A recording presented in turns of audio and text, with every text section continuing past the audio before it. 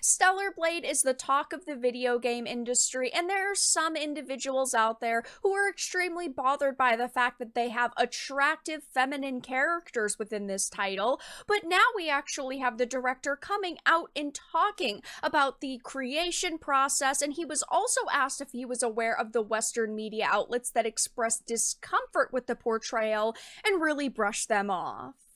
I have a few things to show off, but before we get into the topic, if you enjoy the content that I create, check out the links in the description, follow me on social media, and consider supporting through Patreon or through YouTube memberships. Now, obviously, this game has been extremely hyped up. There are so many people excited for it, and I, of course, am one of them, and we've all been watching the news surrounding this game, and they are starting to come out and do interviews, because the game is launching in only a few weeks, and this, of course, is a translated article, but he was actually asked about the female characters within this game.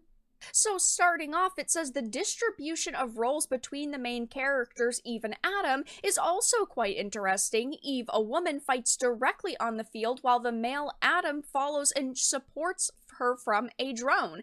Kim said the parachute squad is made up entirely of women, and you can see why this is the case in the main story. The Earth is littered with very powerful enemies called natives, and ordinary people can't even roam the streets. Eve is a warrior who came down to kill the natives, so he stands up to them, but Adam can't do that, so he helps with a drone. It's not about whether it's a woman or a man in the distribution of roles, but it's a natural way to do it because of the setting and the flow of the story. This is how you do strong female characters. You simply say, this is the story that we wanted to go with. Yes, she happens to have a male character who is supporting her, but there's not this big focus on the fact that, you know, the traditional gender roles here are kind of thrown out. She's the warrior, he's the support. Typically, the male is the warrior, the female's the support. And because it's not being, you know, made such a big deal of, it's not a problem. It's just, as he said, the natural flow of the story, and it was the natural way to do it. Now, he was asked regarding the portrayal of female characters in Stellar Blade. Some Western media outlets have expressed their discomfort. Are you aware of these issues? And he said, in the West, I know that in many ways game characters have to reflect their realistic appearance, but there are a lot of issues that are intertwined, such as gender and racial diversity. However, Stellar Blade is just entertainment and a cultural product. I just want you to keep an eye on it as an interesting action game, which is a perfect response in my opinion.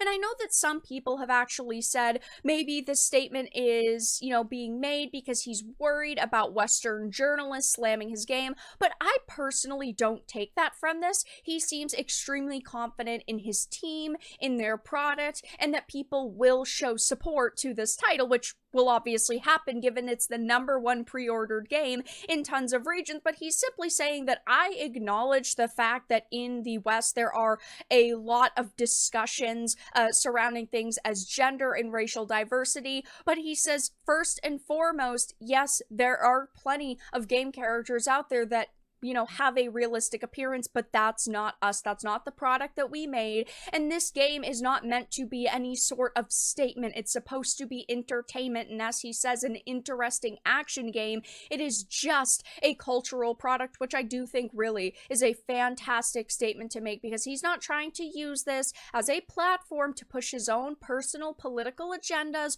which so many developers in the West do now. He's simply saying, hey, we wanted to create a great game. And yeah, we understand that in places like the West, there are, you know, a lot of discussions surrounding gender and racial diversity, and I'm sure that he understands that this game may face a bit of backlash, and already it has faced a little bit from, you know, the Puritans on social media, those sensitive snowflakes. But overall, I think that he understands that there is a big audience for this title, and again, it's the #1 pre-ordered game in a ton of regions.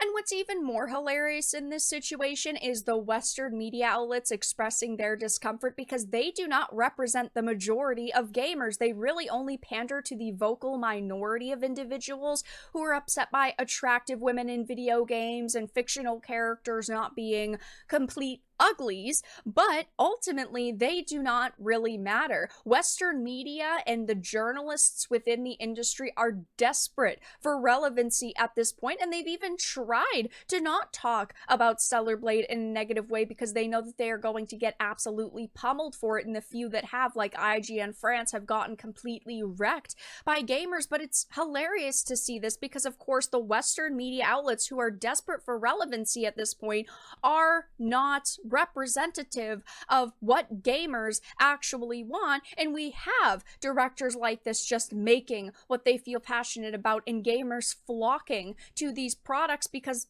at the end of the day, they're simply supposed to be fun entertainment. He also went on to say, or excuse me, be asked, on the other hand, the natives are extremely disgusting, which is a dramatic contrast to the beautiful reinforcement units. Tell us more about the monster design and implementation process.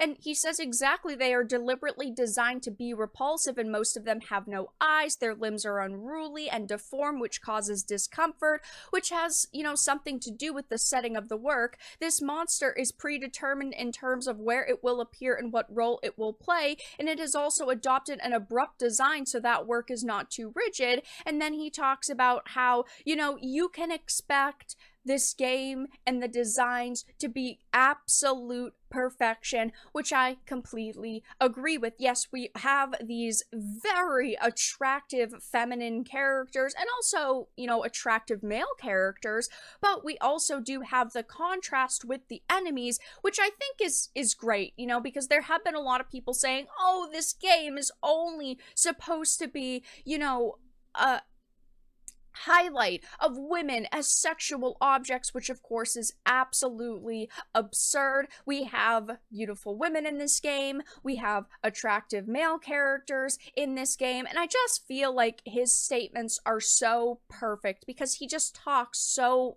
passionately about the work that he has done and the work that his team has done. And again, he seems extremely confident in his product, which I think is great. And I definitely think that this game is going to be a massive seller.